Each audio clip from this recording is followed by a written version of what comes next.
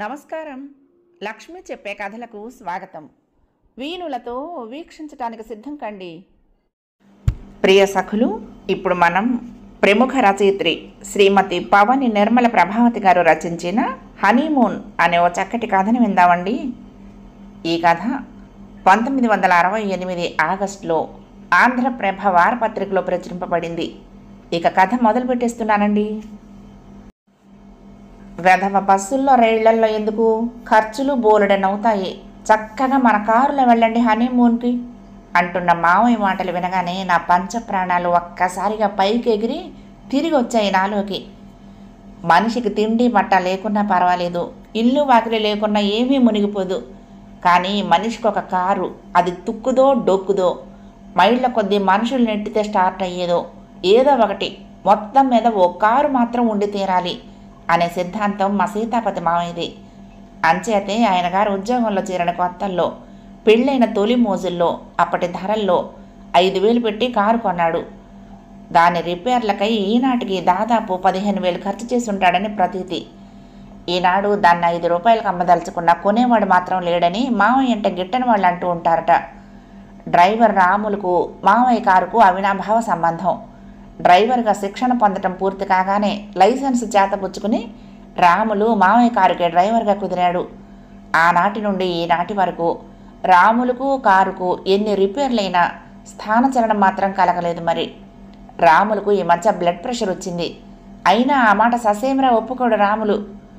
Road మీద టంచన్గా ఎడంవైపే car తోలుతున్నామనుకుని కుడివైపు నడపటం, కుడివైపుకు టర్న్ తిప్పాలనే ప్రయత్నంలో ఖచ్చితంగా ఎడంవైపు వీధిలోకి మళ్లించటం, చెత్త డబ్బాలు వగైరా చిన్న చిన్న వాటిని సుమారుగా గుద్దేసి ధీమాగా వెళ్ళిపోవటం రాములకి పరిపాటి, కారుకు అలవాటైపోయింది. దూరాన ఓ ఫర్లాంగ దూరంలో ఆవో దూడో గేదో మేకో మనిషో కనిపించినట్లు తోచగానే ఇక ఇక్కడి నుంచే బ్రేక్ తొక్కటం మొదలెట్టేస్తాడు హారంతో పాటు. అంత ముందు శ్రద్ధ తీసుకుంటేనే కానీ ఈ కారు ఆగదు. ఆగాక 6 మైలు దూరం వెళితే కానీ మరి కదలదు. అయినా రాములు కారు ఏనాడు ఏ మనిషిని పొట్టన పెట్టుకోలేదు. అందుకు కారణం తన డ్రైవింగ్ స్కిల్ అని రాములు చెప్పుకున్న కారును అభినందించక తప్పదు. మావయ్య గారి షెడ్లో నుంచి కారు బయటికి తీసి రాములు స్టార్ట్ చేయటం ప్రారంభించగానే ఆ దివ్య నాదం విని ఆ వీధి వారు ఓహో సీతాపతిరావు గారి కారు ఇక్కడికి బయలుదేరింది అనుకుని వీధిలో పిల్లా జల్లా లేకుండా జాగ్రత్త పడతారు. కారును ఆ వీధి మలుపు వరకు నెట్టుకురావటంతో ఇక అక్కడ నిజంగా స్టార్ట్ అయిన బీభత్సనాదంతో పక్క వీధివారు, పై వీధివారు, ట్రాఫిక్ పోలీసు 50 మంది కవాత జవానుల్లా అటెన్షన్లో ఉండిపోతారు. కారు తమను దాటిపోయాక హమ్మయ్య ఈరోజు మనం బ్రతికే ఉన్నాం అని కూడా సంతోషపడతారని వినికిడి. మావయ్య పంచ ప్రాణాల్లో 4 కారులోనూ ఒకటి ఆయన గారి కూతురు రాధలోనూ ఉంటాయి. అంచేత మావయ్య కొత్తగా అల్లుండైన నాతో మొదటి నుంచి మేనల్లుండైన వాడిని అవటం చేత మా హనీమూన్ ట్రిప్కు తన సొంత కారును ఉపయోగించుకోమని చెప్పాడు. పైగా అది నాకు బహుమతిగా ఇవ్వదలుచుకున్నాడట కూడాను. రాధా జాలిగా పిలిచాను. నాథా అంది రాధ. ఈ కారులో మన ప్రయాణం తప్పదా మరి అన్నాను. అసలు ప్రయాణమే తప్పిస్తానంటుంది మా అమ్మ. గుండె గుబేలు మంది. అది నిజమే. ఉదయం నేను పెరట్లోకి వెళ్ళొస్తూ ఉంటే వంటింట్లో అత్తయ్య గొంతుకు తారాస్థాయిలో వినిపిస్తోంది. మావయ్యతో అంటోంది ఆవిడ గారు, హనీ అంటే తేనె, మూన్ అంటే చందమామ కాదా మరి. ఎంత చదువురాని మొద్దునైనా నేను సెకండ్ ఫారం పాస్ అయ్యానులేండి ఆ కాలంలో. మరి ఆ తేనె చందమామల కోసం ఎక్కడికో వెళ్ళాలా? ఆ రెండు ఇక్కడ లేవా? ఏదో కాలపు తీరేలా తగలబడింది కాబట్టి పెళ్ళైన క్షణం నుంచి అల్లుడు కూతురు కిచకిచలు గుసగుసలు సాగిస్తున్నా చూసి చూడనట్లు ఊరుకున్నాం. ఇక శోభనం కూడా కాకుండా ఊరూరా తిరగనిస్తామేమిటి? ఏ కడుపో కాలో వస్తే నలుగురు నవ్విపోరు అంది. ఎందుకు నవ్వటం? కుర్రవాళ్ళు, వాళ్ళ సరదాలు వాళ్ళవి. ఊళ్ళో వాళ్ళు నవ్వటానికి అర్థం ఉండక్కర్లా. పెళ్లి కాని వెధవలే కొల్లలుగా జంటలుగా తిరుగుతున్న ఈ రోజుల్లో చక్కగా పెళ్ళైన మన రాధమ్మకు కృష్ణమూర్తికి అడ్డు చెబుతామేమిటి? మావయ్య ప్రోత్సాహం లేకుంటే, రాధ సహకారం లభించకుంటే నా హనీమూన్ ట్రిప్పుకు బండపడేదే. అవునా మరి? ఇక మాట్లాడకుండా ప్రయాణానికి సిద్ధమవ్వండి. రాధ మాటలతో తెప్పరిల్లాను. పెద్ద పెద్ద సూట్ కేసులు 2, బ్రహ్మాండమైన హోల్డాలు 1 డిక్కీలో పెట్టాడు మావయ్య నౌకరు వెంకన్న. డిక్కీ మూసేస్తూ ఉండగా వెంకన్న అయ్యి పెట్టి కూడా పెట్టు అంటున్న అత్తయ్య మాటలతో తిరిగి చూశాను. భూషణం లాంటి ఇనపెట్టె ఒకటి ఇద్దరు మనుషుల సాయంతో వస్తోంది. కొంపదీసి ఈవిడ కూడా బయలుదేరుతుందా ఏమిటి? కూతురికి నా నుంచి ఏ కీడు జరగకుండా కాపాడేందుకు అనుకున్నాను. రాధా, ఏమిటిది? బ్రతికినంతకాలము మనం దేశాలు పట్టుకు తిరుగుతామనుకున్నావా? ఓ 15 రోజుల్లో రాము, ఈ సామానంతా ఏమిటి అన్నాను రాధ వైపు చూస్తూ. ఇది నా పెట్టి కాదు అంది రాధ. మరి పక్కింటి మా అమ్మగారిది. తెల్లబోయాను నేను. ఆవిడ వస్తుందా మనతో? ఎందుకు? అదిరిపడుతూ అడిగాను. మద్రాసుకు తిరుపతికి పెద్దావిడ బస్సులు రైళ్ళు టైంకు వెళ్ళి చావాయే, కారు ఎలాగో వెళ్తోంది కదా అని రాధకి కాస్త తోడుగాను ఉంటుందని నేనే రమ్మన్నాను కృష్ణ. అత్తయ్య సమాధానంతో హతాశుణ్ణైపోయాను. ఓ, మరి వర్జం మొదలు కాకుండానే బయలుదేరటం మంచిది. మామయ్య హెచ్చరింపుతో కారులో వచ్చి కూర్చున్నాను రాధ పక్కనే. ఉండు నాయనా, పెద్దతనం, త్వరగా ఎక్కలేను. పిడుగులు పడ్డట్టు మాట్లాడుతూ కారు అవతల వైపు నుంచి రోడ్డు రోలర్ లాంటి పక్కింటి మామగారు ఒక చేత్తో మరచెంబు మరొక చేత్తో జపమాల పట్టుకుని టినోపాల్ అడ్వర్టైజ్మెంట్ లాంటి తెల్లని మల్లు ధోతితో వచ్చింది. కారు తలుపు తీసి పట్టుకున్నాడు రాములు. పర్వతంలా వచ్చి పడింది సీట్లో. కీచుమంటూ అరిచాను. బామ్మగారు కూర్చోవటంతో రాధ నెట్టబడి నా శరీరం కారు తలుపుకేసి వత్తపడింది. అమ్మయ్య, అమ్మడు సరిగ్గా సర్దుకుని కూర్చోమ్మా. అబ్బాయి కృష్ణమూర్తి ఏమిటి అంత కొసకంఠా జరిగాడు? తలుపుగానే తెరుచుకుంటే కింద పడగలడు. జాగ్రత్త, కాస్త ఇసంటారా అమ్మను అంటోంది. నిస్సహాయంగా నా వైపు చూసింది రాధ. ఇక పోనీ పోయి రాములు. లోపల మండుతున్న కోపంతో గట్టిగా అరిచాను. రాముడు స్టీరింగ్ ముందు కూర్చున్నాడు. 1, 2, 3, 10 నిమిషాలైనా స్టార్ట్ అయ్యే సూచనలు కనిపించలేదు. మీరు కాస్త దిగి నెట్టండి సార్ అన్నాడు రాములు నాకేసి చూస్తూ. మద్రాసు వరకు నెట్టనా? కసిగా అరిచాను. అబ్బే, ఎందుకండి, అదో 4 గజాలు పోయేసరికి స్టార్ట్ అవుతుంది అన్నాడు. చుట్టుపక్కల ఇళ్ల మేడల మీద ఉన్న కాలేజీ కుర్రాళ్ళు ప్రేమయాత్ర కారు కదిలిందండోయ్ అంటూ కేకలు పెడుతూ ఉంటే పర్వతంలా కూర్చుని ఉన్న బామ్మగారితో సహా ఆ కారు నెట్టేసరికి నా టెర్లిన్ షర్ట్ అంతా నీళ్లల్లో ముంచినట్లయింది. ఎట్టకేలకు ఆ వీధి మలుపు తిరుగుతూ ఉండగా అన్ని ఇళ్లల్లో వాళ్ళు మమ్మల్ని, మా కారుని కుతూహలంగా చూస్తూ ఉండగా మా కారు స్టార్ట్ అయ్యింది. అమ్మయ్య అనుకుంటూ రాధకేసి చూడబోయిన నాకు రాధ తల మీదుగా నాకేసి మిర్రి చూస్తున్న బామ్మగారి మిడిగుడ్లు డేంజర్ లైట్స్లా కనిపించాయి. ఆ క్షణంలో రైలు గేటు దాటబోతూ కీచుమంటూ ఆగింది కారు. ఏమైంది రాములు? ఆదుర్దాగా అడిగాను. ఏమీ కాలేదు బాబు. అదిగో ఆ వచ్చేవాడు నా మేనల్లుడు చలపతి, మంచి కోడెల బేరగాడు. వాడి పక్కనే వస్తున్నవాడు మా చలపతి స్నేహితుడంట, పేరు సత్యనారాయణ. ఏ నేల ఎట్లాంటిదో, అందులో ఏం పంటలు పండుతాయో ఖచ్చితంగా చెప్పగలడు. ఇద్దరు మద్రాసుకు వస్తారట. ఎలాగూ మన కారు వెళ్తోంది కదా, ముందు సీటు ఖాళీగా ఉంది కదా అని రమ్మన్నాను. తమరు ఒప్పుకుంటారనే సంగతి నాకు తెలుసు బాబు, అందుకే తమరిని అడగలేదు అన్నాడు. నా చుట్టూరా తన మాటలతోనే వలపన్ని ఇక నా అంగీకారంతో నిమిత్తం లేకుండా చలపతిని, సత్యనారాయణను కారులోకి ఆహ్వానించాడు రాములు. చలపతి బక్కపలచగా పొడుగ్గా ఉన్నాడు. సత్యనారాయణ బుర్ర మీసాలతో గోచీకట్టు పంచెతో దుక్కలా ఉన్నాడు. ఇద్దరూ రాఘవులు పక్కన ముందు సీట్లో కూర్చున్నారు. ఎలాగో నెట్టకుండా కారు స్టార్ట్ అయింది. దూరంగా శ్రీరంగనాయక స్వామి ఆలయ శిఖరాలు కనిపించి మరుగుతున్నాయి. శ్రీరంగనాయక, ఇంతమందితో కదులుతున్న మా హనీమూన్ ట్రిప్పు ఎలా సాగిస్తావో మనసులోనే భగవంతుణ్ణి ప్రార్థించాను. రాధా, మెల్లగా పిలిచాను. బామ్మగారు జపమాల తిప్పుకుంటూ బయటికి చూస్తోందన్న భరోసా రాగానే మెల్లిగా రాధ నడుం చుట్టూరా చెయ్యి వేశాను. ఏంటమ్మా రాధ, చెయ్యి వెనక్కి పెట్టుకున్నావు? వీపు కానీ దురద పెడుతోందా? కాస్త రాయనా? షాక్ తిన్నట్టు చెయ్యి లాగేసుకున్నాను. బామ్మ బుర్ర బద్దలుగాను. ఈవిడికి స్పర్శ జ్ఞానం కంటే దివ్య దృష్టి ఉందేమో. ఓహో, ఈ జాకెట్కు గుండీలు వెనకున్నాయి మా అమ్మ, ఊడినట్లుంటే సరి చేసుకుంటున్నాను అంది రాధ. బయటి వైపు పచ్చిక పొలాలే పరిగెడుతున్నాయో పంట పొలాలే ఉన్నాయో నా దృష్టికి ఆనటం లేదు. ముందు సీట్లో కూర్చుని ఉన్న సత్యనారాయణ నోరు నొప్పొట్టేలా వాగేస్తున్నాడు. చచ్చి చెడి అడ్డమైన గడ్డి తిని డబ్బు సంపాదిస్తావా? తీరా గవర్నమెంట్ ఇన్కమ్ ట్యాక్స్ కట్టమంటుంది. అదైనా కాస్త కోస్తానా? రూపాయికి 14 అనాళ్ల ప్రకారం. ఇక సంపాదించుకున్న వాడికి మిగిలేదేమిటి నా బొందా? అందుకని బంగారంగా మార్చుకుందామంటే అది కల్తీ సరుకు దొరుకుతుంది, వడ్డీ నష్టం అయ్యే. అందుకని సగానికి సగం డబ్బుతో భూములు కొనేస్తున్నాను. వందల కొద్ది ఎకరాలు ఏదో ఓ నేలలో కొని నా ఆదాయం ఈ భూమి మీద వస్తుందయ్యా స్వామి అన్నామంటే చాలు, ఇక ఇన్కమ్ ట్యాక్స్ గొడవలుండవు. ఆ భూమిలో ఊదరే పండిస్తున్నామో పొగాకే వేశామో గవర్నమెంట్కి అక్కర్లేదు. అంచేత ఇదే మేలు. అవునవును, రాములు తల ఊపాడు. వెంటనే నాకు ఓ 10 ఎకరాలు చూసి పెట్టరాదు చౌకలో సత్యనారాయణ అన్నాడు. చూద్దాంలే. చలపతి కిసుక్కుని నవ్వాడు. ఎందుకు నవ్వటం? సత్యనారాయణ కోపంగా అడిగాడు.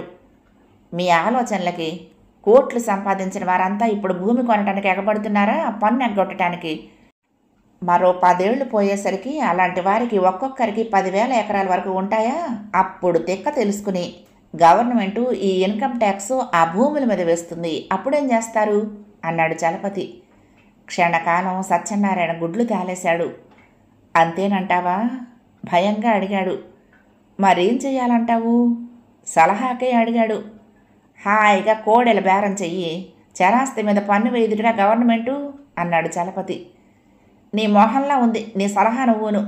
ఓ 100 కోడెలు ఓ 1,00,000 రూపాయలు పెట్టి కొనగానే ఏ రోగమో వచ్చేది కాస్త గుట్టుక్కుమంటే ఇక లాభం వచ్చేదేమిటి? వెటకారంగా అన్నాడు సత్యనారాయణ. నిజం అంటూ వంతపాడాడు రాములు. చలపతికి ఒళ్ళు మండినట్లుంది. కూర్చున్న పళ్ళంగా నువ్వు గుట్టుక్కుమంటేనో? పక్కున నవ్వావు నేను రాధ. మావా కారాపు! హఠాత్తుగా తేలు కుట్టిన వాడిలా గావుకాక పెట్టాడు చలపతి. సడన్ బ్రేక్ వేయటంతో ముందు సీటుకు మొహం కొట్టుకుని బొప్పి కట్టింది నాకు. బామ్మగారి మరచెంబు రాధ పాదాల్ని పచ్చడి చేసేసింది. బామ్మగారు సీటు కింద చతికిల పడ్డారు. చచ్చాన్రా నాయనో, ఈ నడుములు విరిగిపోయాయి. కారు పడిపోయిందా? రాధా, రాధమ్మ తల్లి బాగున్నావా? అబ్బాయి కింద పడలేదు కదా? రాములు బతికున్నాడా? చలపతి సత్యనారాయణలు పచ్చడి కాలేదు కదా? ఎవరో చచ్చినట్లు బామ్మగారు అరుస్తోంది. ఎందుకు అలా కేకలేస్తారు? ఏమీ కాలేదు. సడన్ బ్రేక్ వేయటం వలన యథాలాపంగా ఉన్నాం కాబట్టి కాస్త కుదుపు తిన్నామంతే. లేవండి. విసుక్కుంటూ ఆవిడ చెరువు రెక్క పుచ్చుకొని లేవనెత్తి సీట్లో పడేశాం నేను రాధ. ఏమైందిరా చలపతి? రాములు ఆదుర్దాగా అడిగాడు. అట్లా చూడు ఆ కోడే. చలపతి చూపించిన వైపు చూసాము అందరం. తెల్లగా పొట్టిగా గోడ వారగా నిలబడి ఉంది ఒక కోడే. అయితే చిరగ్గా చూశాడు సత్యనారాయణ. నా చేతిలో ఇప్పుడు డబ్బు లేదు, కానీ ఉంటే 1000 రూపాయలైనా పోసుకునేద్దు నా కోడెను. సుళ్ళు గిళ్ళు ఏమీ లేవు, మచ్చలు బచ్చలు లేవు. బాగా మేపి ఏ పశువుల ఫారానికో 10,000కు అమ్మేద్దును అన్నాడు. బాగుంది వరస. ఇందుకేనా కారు ఆపమంట? రాములు విసుక్కున్నాడు. కోడెలు బేరగాడన్నాక ఎక్కడే గొడ్డు కనిపించినా పరిశీలనగా చూడొద్దు. తీరా ఏ సుడిదాన్నో పట్టుకుపోతే సొమ్ము పోతుంది, ఇల్లు గొల్లవుతుంది. కారులో కూర్చుంటూ అన్నాడు చలపతి. చేతిలో డబ్బుండి కొనేనాడు కాదు అవన్నీ చూసుకునేది. ఇప్పుడేంటి? శక్తి కొద్దీ బ్రేకులు తొక్కేశానా, ఇక ఓ పట్టాన స్టార్ట్ అవుది కారు. దిగి నెట్టండి అన్నాడు రాములు. చలపతి సత్యనారాయణ నేను నెట్టాము. ఫర్లాంగ్ దూరం పోయాక కారు స్టార్ట్ అయ్యింది. రాధా, కునికిపాట్లు పడుతున్న బామ్మగారికి వినిపించినంతటి సన్నని స్వరంతో పిలిచాను. ఏమిటన్నట్లు కళ్ళతోనే ప్రశ్నించింది రాధ. దగ్గరగా ఉన్న రాధ బొగ్గని పెదవులతో అందుకోబోయాను. అబ్బాయి! గబుక్కన బయటికి పెట్టాను తల. ఇక్కడికి సింహాచలం ఎన్ని మైళ్ళు ఉంటుందంటావు అబ్బాయి? బామ్మగారు అడుగుతోంది. నా పిండా కూడన్ని మైళ్ళు. అయ్యో, అవేం మాటలు! తెలిసేమని అనుకుని అడిగాను. తెలియదంటే పోలా? రుసరుసలాడుతూ మళ్ళీ అర్ధనిమీలిత నేత్రాలతో జపమాల తిప్పుకుంటోంది. ఆ జపమాల ఒడిసి పీక్కుని బయటకి విసిరేసి పారేద్దామనిపించిందో క్షణం. వెంకటగిరి దగ్గర పడుతోంది. హఠాత్తుగా మెరుపులాంటి ఆలోచన వచ్చింది. ముందుగా తిరుపతికే వెళ్తే తిరుపతిలో బామ్మగారి మనవడొకడు కంటి డాక్టర్గా ఉన్నాడని మాటల సందర్భంలో చెప్పింది. ఆయన గారికి ఈవిడిని తగిలించి ఎలాగో చలపతి సత్యనారాయణలకు కూడా సర్ది చెప్పి 7 కొండల వాడిని దర్శించుకుని హాయిగా నేను రాధ మద్రాసు కంచి అన్నీ చుట్టి రావచ్చు. దాంపత్య జీవితం ఆరంభించే ముందు తిరుపతి వెంకన్నను దర్శించుకున్నట్లు అవుతుంది. ఈ శనిదేవతల్ని విరగడ చేసుకున్నట్లు అవుతుంది. రాములు, ముందు తిరుపతి వెళ్దాం, తర్వాత మద్రాసు అన్నాను గట్టిగా. అలాగే బాబు. మద్రాసు కంచి తర్వాత మెల్లిగా నా చెవిలో అడిగింది రాధ. కామకోటి రాధ వైపు మత్తుగా చూస్తూ అన్నాను. కామకోటి ఏమిటి? కిలకలా నవ్వింది. అదే కోటి కోరికలు, రాధ చెవిలో చెప్పాను. ఏమిటి బాబు ధనుష్కోటి అంటున్నావు, అక్కడికి కూడా వెళ్తారా అంది బామ్మ. చప్పున నోరు నొక్కుకున్నాను. ఊ అంటే నేను వస్తానంటుందేమోనని. దిగువ తిరుపతిలో దేవస్థానం సత్రం ముందు కారాపాడు రాములు. మేమిక్కడ గోవిందరాజస్వామిని వగైరాలను దర్శించుకుని మెల్లిగా వస్తాము. మీరీలోగా బోలెడన్ని బస్సులు పైకి వెళ్తున్నాయి, పెందరాళి మీ మనవణ్ణి కలుసుకోవచ్చు అన్నాను బామ్మగారితో. నాకు మాత్రం ఏమంత రాజకార్యాలు మునిగిపోతున్నాయి కనుక ఈ పాపిష్టి కళ్ళతో నేను ఆ స్వామిని చూస్తాను. 2 చేతులు నెత్తిన వేసుకుని మొత్తుకున్నాను. అదే స్థితిలో రాధ తన చేతి వేళ్లను జుత్తులోకి పోనిచ్చి సుతారంగా సర్దుకుంటోంది. ముందుగా కాస్త కాఫీ టిఫిన్ పుచ్చుకొస్తాం క్యాంటీన్లో, మీకు ఎలాగూ మడి ఆచారం ఉన్నాయే అన్నాను. కాసేపైనా రాధతో కబుర్లు చెప్పుకుంటూ క్యాంటీన్లో కూర్చోవచ్చనే ఉద్దేశంతో. అబ్బెబ్బే, ఆ పట్టింపు ఏమీ లేదు నాకు. యాత్రల సమయంలో మడి ఆచారం అంటూ నీలిగితే ఎలా? పదండి వెళ్దాం అంది. దూరాన కనిపిస్తున్న వెంకటాద్రికేసి చూశాను. హే వెంకటాచలపతి, మా కర్మ ఇంతేనా అనుకున్నాను లోపల. నాకు ఆకలి కావటం లేదు. నా వైపు చూస్తూ మెల్లగా గొణిగింది రాధ. నాకు కడుపు నిండే ఉంది అన్నాను. మరి నాకేనా ఆకలి వేస్తా అంది బామ్మగారు బొళబొళ గులకరాళ్ళు నీళ్లలో దెమ్మరించినట్లు నవ్వుతూ. రాములు చుట్టూ చూశాను. చూడముచ్చటైన దృశ్యం కనపడింది. ఎవరో 2-3 టాక్సీ డ్రైవర్లను పోగు చేసుకుని ఓ చెట్టు కింద పూలి జోదం ఆడుతున్నాడు రాములు. రిక్షా వాళ్ళు, టాక్సీ డ్రైవర్లు, బస్సు కండక్టర్లు తమ స్వజాతీయుల్ని పోల్చినంత త్వరగా, స్నేహం కలిపినంత త్వరగా మన ప్రవాసాంధ్రుల్ని కూడా గుర్తుపట్టలేం మనం. ఎవరో ఆసామితో మాట కలిపి ఇక్కడ ఏదైనా చవకలో భూమి దొరుకుతుందేమో ఆచూకీ తీస్తున్నాడు సత్యనారాయణ. చలపతి కోసం చూశాను. దూరాన రోడ్డు వారగా చెత్త డబ్బా దగ్గర పళ్ళ తొక్కలు, పుల్లాకులు, గడ్డి గాదం తింటున్న ఓ తెల్లావు చిన్న దూడను పరిశీలనగా చూస్తున్నాడు. తోక మొదలు కొమ్ముల వరకు పరిశీలనగా చూసి ఏమనుకున్నాడో మరి ఆవు తోక మీద చెయ్యి వేశాడు. అంతే, వెనక కాళ్ళతో జాడించింది ఆవు. దేవస్థానం సత్రం గోడ దగ్గర పడ్డాడు చలపతి. తెలుగులో, తమిళంలో ఎన్నో గొంతుకులు, నవ్వులు, సలహాలు, సానుభూతులు కురిపిస్తున్నాయి. చిరాకుగా రాధకేసి చూశాను. త్వరగా రాముల్ని పిలవండి, కొండపైకి వెళ్దాం అంది. ఆ మాటల్లో ఈ మామగారిని ఆవిడ మనవడి దగ్గర పారేద్దాం త్వరగా అనే ధ్వని ఉంది. నాకు అదే మేలుగా తోస్తోంది. చలపతి సత్యనారాయణను వదిలించుకోవటానికి కూడా ఇదే తరుణం. రాములు దగ్గరగా వెళ్ళి గట్టిగా అరిచాను. వస్తున్నా బాబు, చూశారా? ఒక్క 15 నిమిషాల్లో 4 రూపాయలు గెలుచుకున్నాను సంతోషంగా గుప్పిడి చూపిస్తూ అన్నాడు. పద త్వరగా అరిచాను. చలపతి సత్యనారాయణ ప్రశ్నార్థకంగా నా వైపు చూశాడు. వాళ్ళిద్దరూ ఇక్కడ తోడేలు భూమి బేరం చేస్తున్నారట్లే, రేపు వెళ్తారుట. అబద్ధం ఆడాను. బాబాబు నీకు పుణ్యమాయే, ముందు సీటు ఖాళీగా ఉందిగా, అక్కడ కూర్చో. ఒక్కలాగే ఇరుక్కుని కూర్చోవటంతో కాళ్ళు దోలల్లా వాచిపోయాయి నాకు అంది బామ్మగారు. అనటమేమిటి, వెనక సీట్లో రాధకు కొద్దిగా సీటు ఉంచి మిగతాదంతా ఆక్రమించేసుకుంది.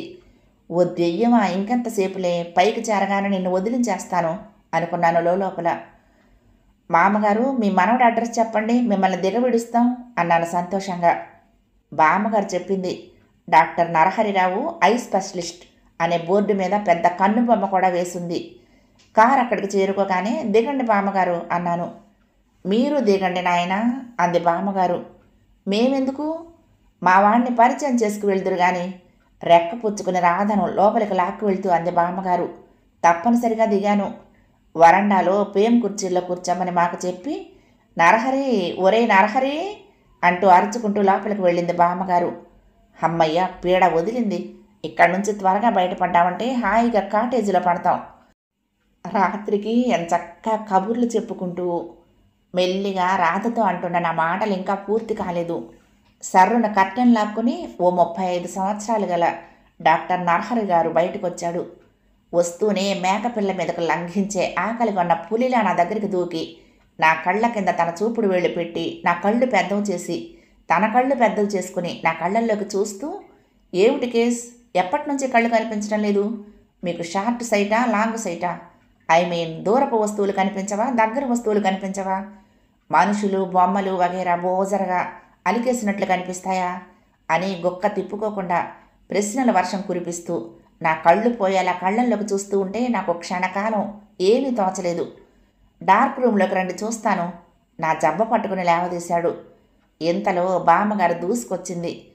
నరహరి, ఆ అబ్బాయికి కళ్ళ జబ్బు లేదురా అంది. అయితే ఈవిడగా ఐఎమ్ సో సారీ మిస్టర్ అంటూ రాధ వైపు దూకబోతున్న నరహరిని నా శక్తి అంతా కూడగట్టుకుని ఆపాను. మా ఇద్దరికి కళ్ళ జబ్బు లేవండి అంటూ అరిచాను. అబ్బబ్బా, నీ హడావుడి నీదేరా నరహరి, చెప్పే మాట వినిపించుకోవు. వాళ్ళిద్దరూ నన్ను వారి కారులో ఇక్కడికి తెచ్చారు. అబ్బాయి కృష్ణమూర్తి, అమ్మాయి రాధాదేవి అంది బామ్మగారు. Oh, I'm very sorry mister Krishna garu. ఇక్కడ డాక్టర్స్కు చాలా కాంపిటీషన్గా ఉందండి. పేషెంట్స్ను ఓ పట్టాన మరో డాక్టర్ దగ్గరికి రానివ్వరు. ఆఖరికి మెడికల్ కాలేజ్ స్టూడెంట్స్ కూడా తాము పెద్ద డాక్టర్లమంటూ పేషెంట్స్ను ఆకర్షిస్తున్నారంటే నమ్మండి అన్నాడు. నేను తల ఊపాను. మరి మేము వెళ్ళొస్తాం బామ్మగారు, డాక్టర్ గారు. లేచాము. ఎక్కడికి? బామ్మగారు చిత్రంగా మా వైపు చూసింది. కాటేజ్ తీసుకుంటాం అన్నాను. కాటేజీ? అదెందుకు, డబ్బు దండగా? మా వాడు, ఇల్లు, నేను ఉండగా మళ్ళీ కాటేజ్ ఏం తీసుకుంటారు? బాగుంది మర్యాద. ఏమిరా నరహరి అంది బామ్మగారు. నా గుండె గుబేలు మంది. అవునండి కృష్ణగారు, ఇది మీ ఇల్లే అనుకోండి. చెల్లాయి రాధా, లోపలికి పదమ్మా. మీరే రాత్రికి ఇక్కడ ఉండి తీరాలి అన్నాడు నరహరి. ఆ సరినే బామ్మగారు రాధను లోపలికి నెట్టుకుంటూ వెళ్ళింది. హతాశున్నై కుర్చీలో కూలబడ్డాను. లోపల నుండి రాధతో మాట్లాడుతున్న నరహరి భార్య గారి గొంతుకు కాబోలు వినిపిస్తోంది పెద్దగా. నా చిత్రాలు 5-6 మార్లు చిత్రకళా ప్రదర్శనల పోటీలో బహుమతి పొందాయండి. అలాగా? రాధ నీరసమైన గొంతుక. రాత్రి భోజనాలయ్యాయి. నరహరి గారు శ్రీమతిని పిలుచుకుని రాధతో సహా నా దగ్గరికి వచ్చారు. మా శ్రీమతి చిత్రకళ చూస్తారా అన్నాడు నాకేసి చూస్తూ. తప్పుతుందా మరి అని లోపల అనుకుని తప్పకుండా అన్నాను పైకి. ఆల్బమ్ పేజీలు తిరగేస్తూ చూపిస్తున్నాడు నరహరి. ఆవిడ నరహరి భార్య వ్యాఖ్యలను చెప్తోంది. ఇది మైదానం అన్నాడు పిచ్చిగీతల బొమ్మ చూపిస్తూ. ఇది దేవి అందావిడ. మరి ఆ దేవికి కాళ్ళు చేతులు వగైరాలేమీ లేవేం అన్నాను ఆశ్చర్యంగా ఆ బొమ్మకేసి చూస్తూ. నరహరి గారి భార్య నాకేసి మిర్రి చూసింది. ఆ చూపులో నువ్వింకా బీసీలోనే పడి ఉన్నావే అనే భావం ఉంది. ఆధునిక చిత్రకళ గురించి మీకు పరిచయం ఉన్నట్లు లేదు. ఈ దేవి చిత్రానికి నాకు అంతర్జాతీయ చిత్రకళా పోటీల్లో ప్రథమ బహుమతి వచ్చింది చెప్పింది గర్వంగా. మరి కాళ్ళేవి అన్నాను తడబడుతూ.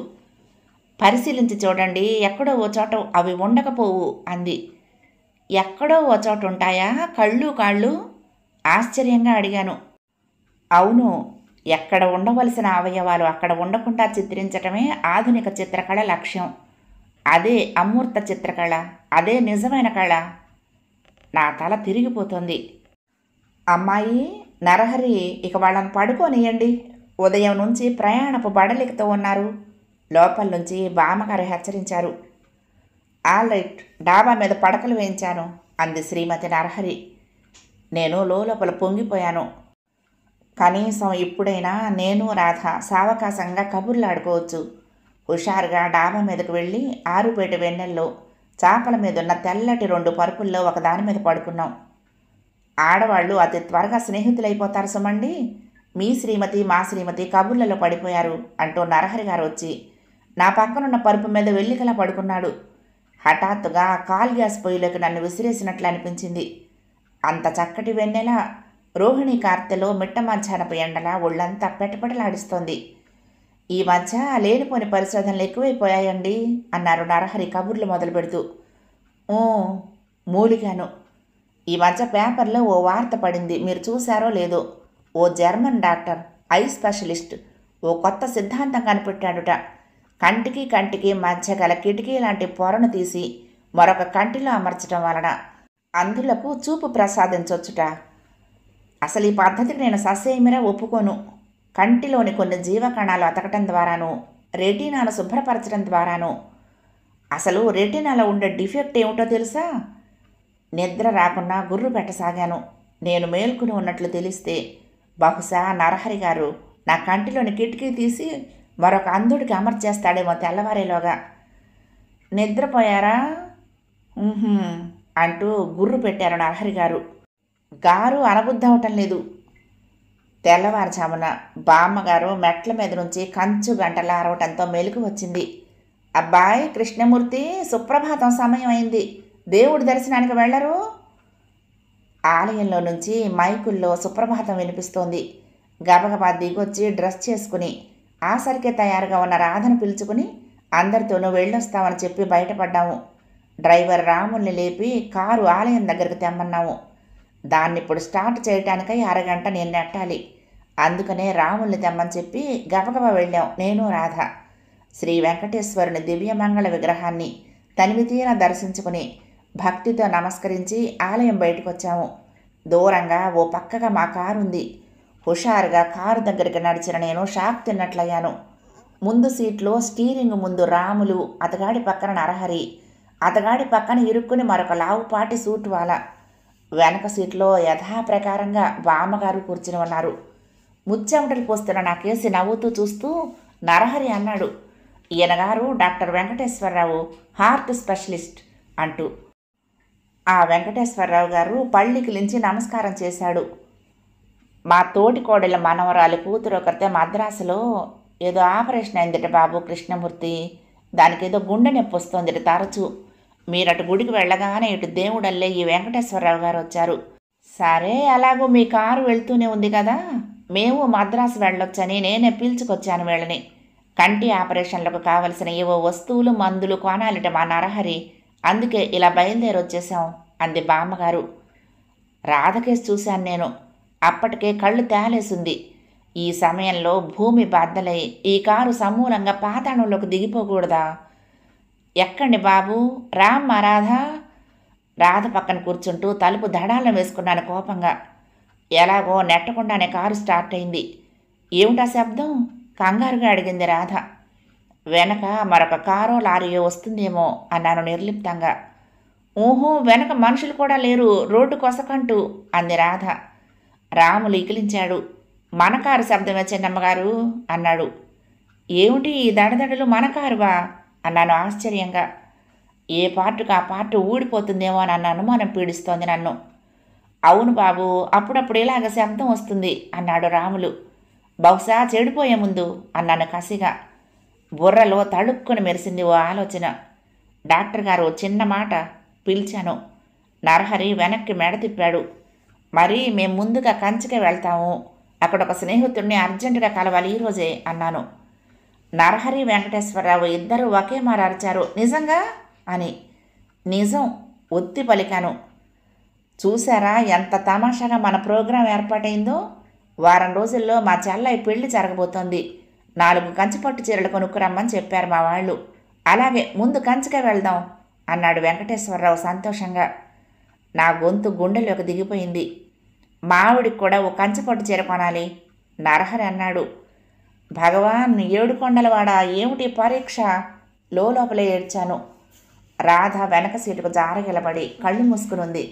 బహుశా నిస్పృహతోనో విసుగుతోనో వాడి ఓడలిన గులాబీలా ఉంది.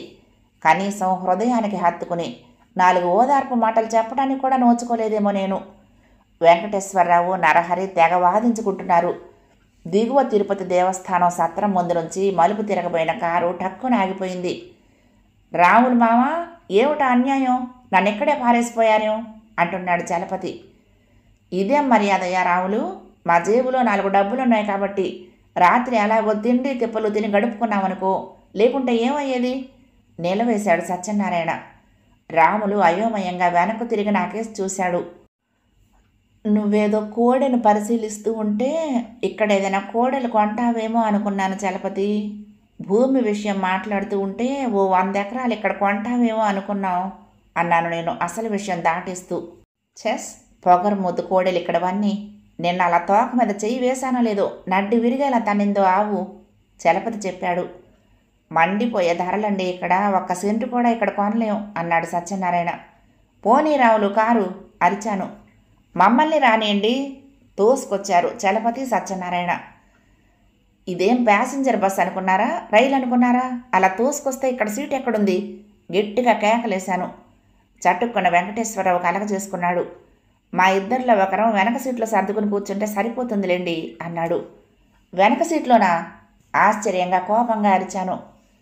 పర్వాలేదులే బాబు, మనం కాస్త సర్దుకుంటే పాయే. నరహరి నువ్విలారా. బామ్మగారు వెంటనే ఒదిగింది. అలా అనుకుంది. నరహరి వెనక సీట్లో కూర్చున్నాడు. చలపతి సత్యనారాయణ ముందు సీట్లో కూర్చున్నారు. అది వీ మస్ట్ అడ్జస్ట్ అన్నాడు వెంకటేశ్వరరావు. ఇది సర్దుకోవటమా? ముందు సీట్లో రాములు ఒడిలో వెంకటేశ్వరరావు, అతగాడి ఒడిలో సత్యనారాయణ. సత్యనారాయణకు కారు తలుపుకు మధ్యలో ఇరుక్కుని చలపతి ఉన్నారు. ఇటు చలపతి తల, అటు రాములు తల కారు బయటే ఉన్నాయి. వెనక సీట్లో బామ్మగారి ఒళ్ళో నరహరి ఒళ్ళో నేను ఉన్నాం. నన్ను డోరును ఆసరాగా చేసుకుని రాధ కూర్చుంది. ఇటు రాధ తల, అటు బామ్మగారి తల బయటికే ఉన్నాయి. కాళ్ల దగ్గర నరహరి గారి సూట్ కేసు, మెడికల్ చెస్టు. కిటకిటలాడుతూ కారు బయలుదేరింది. ఇలా మద్రాసుకు కంచికి వెళ్తే జనం మాకు కారుకు తాటాకులు కట్టరు. పైగా ఇంత రద్దీగా ఈ హనీమూన్ ట్రిప్. రణగుణధ్వనిగా చలపతి సత్యనారాయణ వాదించుకుంటున్నారు కోడెలు భూములు విషయమై. హార్ట్ డిసీజెస్ ఏమైనా ఉంటేనే కళ్ళ జబ్బు వస్తుందండి అంటున్నాడు డాక్టర్ వెంకటేశ్వరరావు. ఆ మాటకొస్తే 86 రకాల గుండె జబ్బులున్నాయి. అయితే ఇప్పుడే మిడిమిడి జ్ఞానం మెడికల్ కుర్రాళ్ళంతా డిగ్రీలు పుచ్చుకుని గుండెలో ఏ భాగంలో నొప్పి వచ్చినా హార్ట్ అటాక్ అనేస్తున్నారు. ఇంకా ఏదో చెప్పబోతున్న వెంకటేశ్వరరావు మాటలకు అడ్డొస్తూ నరహరి అరిచాడు. గుండె జబ్బుల మాటేమో కానీ గుండె జబ్బులకు కంటి జబ్బులకు లంక్ ఉందంటే మాత్రం నేను చస్తే ఒప్పుకోను. గుండె కన్ను కన్నే. అదేమన్నమాటండి. వెంకటేశ్వరరావు కూడా అరిచాడు వెనక్కి మేడ తిప్పి. రాధకేసి చూశాను. చిరునవ్వుతో నా వైపు చూసింది. అది నవ్వులా లేదు, ఏడుపు ఎగసి వస్తూ ఉంటే మనిషి మొహంలో కలిగే మార్పులా ఉంది. హఠాత్తుగా రోడ్డు మీదకు దృష్టి సారించిన రాధ, అదిగో ఎంత పెద్ద మేకో చూశారా అంది పెద్దగా. నవ్వాను. అది పెద్ద మేక కాదు రాధి, నల్లావు. ఇటువైపు ఆవులు నల్లగా పొట్టిగా అలాగే ఉంటాయి అన్నాను. కాదు మేకే, నేను బాగా చూస్తేను ఉక్రోషంగా అంది రాధ. ఓహో, నీకు కళ్ళు సరిగ్గా లేవు. డ్రైవర్ కారాపు పొలికేక పెట్టాడు నరహరి హఠాత్తుగా. కంగారులో రాములు బ్రేకుకు బదులు యాక్సిలేటర్ తొక్కేశాడు శక్తి కొద్దీ. కన్ను మూసి తెరిచేలోగా కారు రోడ్డు పక్కకు దిగి దూరాన ఉన్న పెద్ద మర్రి చెట్టు దగ్గరగా పోయి కనుగీటు వారలో కీచుమంటూ ఆగిపోయింది. కానీ చెట్టు బోదెకు తగిలి ముందు లైట్లు 2 చిత్తయిపోయాయి. అబ్బబ్బా, పొగరుపోతు కోడేలా ఏమిటా కారు తోలటం? చలపతి డోరు తానంతటదే తెరుచుకోవడంతో ముళ్ళ కంపల్లో పడ్డాడు కాబోలు. లేచి ఒళ్ళు దులుపుకుంటూ అరిచాడు. కంగారులో యాక్సిలేటర్ తొక్కేశాను. అరే, మీరు కారు అంతా గిరగిరా తిరుగుతున్నారేమిటి? నా జేబులో సర్పాసిల్ ట్యాబ్లెట్ ఉంది, నా నోట్లో వేయండి. రాములు తల పట్టుకుని కింద గడ్డిలో కూర్చున్నాడు. రెప్పపాటులో నరహరి నా కాళ్ళు తొక్కేస్తూ రాధ కాళ్ళ దగ్గర కూర్చున్నాడు. తన మోకాళ్ళ మీద కూర్చుని రాధ కనురెప్పలు పెద్దవిగా వేళ్లతో పట్టుకుని కళ్ళల్లోకి చూస్తున్నాడు. ఏయ్ మిస్టర్, ఏమిటిది? గర్జించాను. అసలే కారు డాష్ ఇచ్చేస్తుంది కాబోలన్న కంగారుతో బెక్క చచ్చిపోయిన రాధ నరహరి అలా తన మీదకు లంఘించడంతో మరింతగా బేజారెత్తిపోయి బావా అంటూ నా చెయ్యి గట్టిగా పట్టుకుని ఏడుస్తోంది. ఉష్షు, మీరు అరవకండి. నిన్న నేను చెప్తే విన్నారు కాదు, ఈరోజు చూడండి ప్రత్యక్షంగా చూశాం. ఏమిటి? బ్యాక్ డోరు తెరిచి నరహరిని కిందకి నెట్టేస్తూ అరిచాను. కిందకి తూలిపోకుండా డోరు పట్టుకుని నిల్చుంటూ సౌమ్యంగా అన్నాడు నరహరి. అదే ఆవును చూసి మేక అన్నారు ఆవిడ. Long site. అంతేకాదు ఆవిడ కళ్ళల్లో పొరలు కూడా పుట్టాయి. నీ మొహం, ముందుగా నీ కళ్ళల్లో పొరలు తీయించుకో కోపంగా అరిచాను.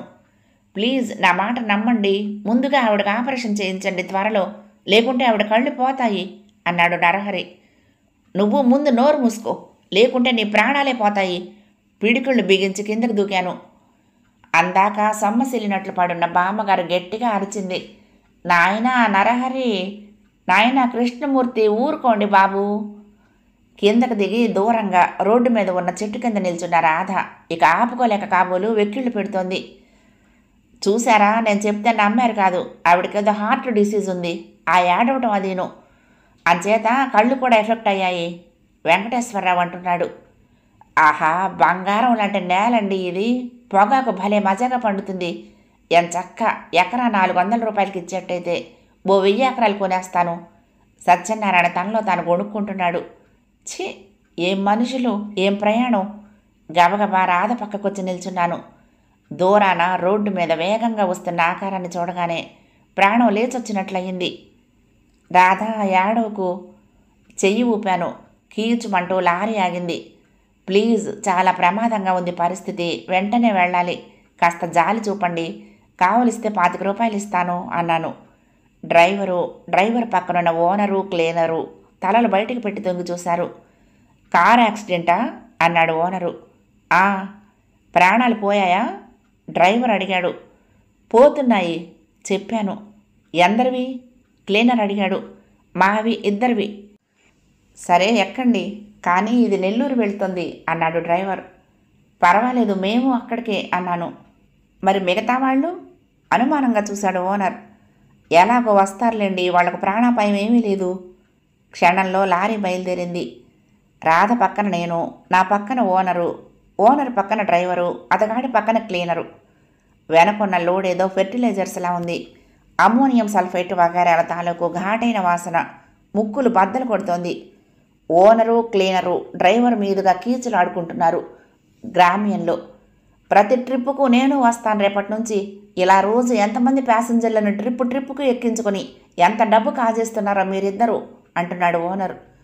డ్రైవర్ ఎర్రగా చూస్తూ నిర్లక్ష్యంగా జోరుగా డ్రైవ్ చేస్తున్నాడు.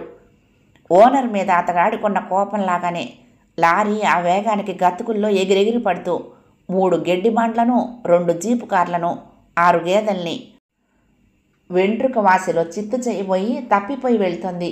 నాకు కళ్ళు తిరుగుతున్నాయి, కడుపులో తిప్పుతోంది. పరిగెడుతున్న పరిసరాలు కంటికి కనిపించడం లేదు. అసలు ఈ లారీ గమ్యం చేరుతుందా? రాధకేసి చూశాను. కళ్ళు మూసుకుని కూర్చుని ఉన్న ఆ తీరు చూస్తూ ఉంటే బహుశా నాలాగే గుప్పెట్లో ప్రాణాలు పెట్టుకుని ఉందనిపిస్తోంది. ఎంచక్కా హాయిగా ఇంటి పట్టునే ఉండుంటే ఉదయం వేడి వేడి టిఫిను, కాఫీ, మధ్యాహ్నం స్వీటు, హాటు, 2 పూటలా అత్తయ్య చేతి షడ్రసోపేతమైన కమ్మని భోజనం, మధ్యలో రాధతో సరస సల్లాపాలు. ఓహ్, ఏది హనీమూన్! రాధా దీనంగా పిలిచాను. ఏమిటి నాథా? నీరసంగా పలికింది. బాధ, వ్యధ. పెద్ద శబ్దంతో ధన్మని ఆగింది లారీ. ఏమైంది? ఓనర్ గర్జన. టైరు పంచర్ అయింది. సిగరెట్ తీసి ముట్టించుకుంటూ తాపీగా చెప్పాడు డ్రైవర్. స్పేర్ టైర్ లేదా? ఊహు. ఓనరు, డ్రైవరు, క్లీనరు తిట్టుకుంటున్నారు. కనిపించిన రిక్షాలకు దూకాం నేను, రాధ. దూరాన శ్రీ రంగనాయక స్వామి ఆలయ శిఖరాలు కనిపిస్తున్నాయి. భగవాన్, మమ్మల్ని ప్రాణాలతో తెచ్చావు, అంతే చాలు. మనసారా నమస్కరించాను. ఇదేమిటి? కారేమైంది? సామానేది? పిన్నిగారేరి? 15 రోజులకు గానే రామంటూ చెప్పి మర్నాడే వచ్చానేమో.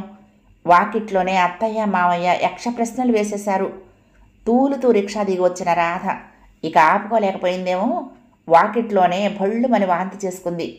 అత్తయ్య నా వైపు కొరకరా చూసింది. ఉండవే తల్లి, ఇంత దిష్టి తీసిపోసి ఓ నిమ్మకాయ ముక్క నోట్లో వేస్తాను, గదిలో పడుకోపో అనుకున్నంత అయ్యింది. శోభనం కాకుండానే అమ్మాయికి వాంతులు. అత్తయ్య మాట ఇంకా పూర్తి కానేలేదు. నా కడుపులో తిప్పింది. భుళుక్కుని వాంతి చేసుకున్నాను. మావయ్య నా వైపు ఆశ్చర్యంగా చూశాడు. అవును మావయ్య, శోభనం కాకుండానే రాధకు వాంతులు, నాకు కడు. నా మాటలు పూర్తి చేయలేకపోయాను, మళ్ళీ వాంతి రావటంతో. కథ సమాప్తం. ప్రియ సఖులు, ఈ కంగాళి హనీమూన్ మీకు నచ్చినట్లయితే తప్పకుండా లైక్ చేయండి, షేర్ చేయండి, కామెంట్ చేయండి, సబ్స్క్రైబ్ చేసుకుని నన్ను ఎంకరేజ్ చేయండి. ఉంటానండి. ప్రేమతో లక్ష్మి, కృష్ణాతీరం, దుర్గమ్మ సన్నిధానం. నమస్తే.